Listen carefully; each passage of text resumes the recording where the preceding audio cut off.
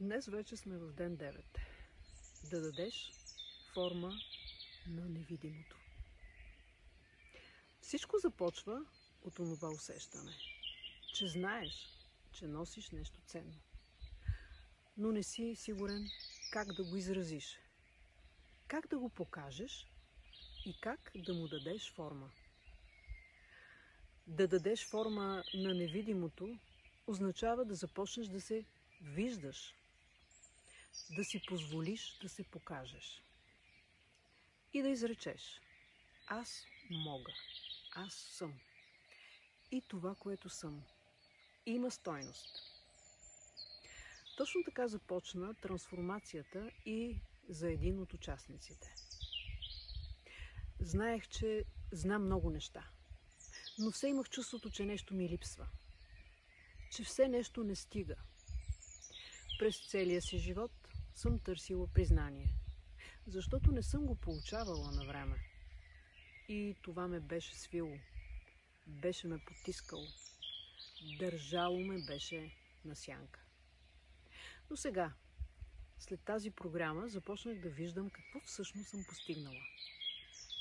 И да го казвам, но и да го излъчвам. Хората около мен се променят. Някои от тях ми казаха: хванала си вълната. И аз го почувствах като поток, като движение и като разгръщане. Дори клиентите ми започнаха да го усещат. Обратната връзка се промени. И аз започнах да вярвам, че заслужавам да бъда чута. Най-голямата промяна е, че започнах да си връщам гласа, да говоря, да се изразявам, да се показвам. И знаеш ли какво? Когато го направих, хората спряха да ме съдят. Започнаха да ме слушат и да ме разбират. Също така и да ме приемат. Така че аз също те каня да направиш това. Да изречеш онова, което дълго си задържал. Да покажеш онова, което дълго си прикривал. Да дадеш форма на онова невидимото, което винаги е било в теб, но ти не си се осмелявал да го изявиш.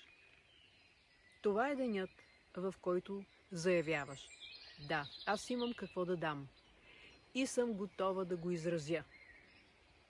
Дай глас на онова, което е чакало твоята смелост. Когато уверено проявиш себе си, светът започва да се променя около теб. Ти не си от друга планета. Ти си от бъдещето. И е дошло време да го проявиш сега. Сподели с мен, ако го усещаш.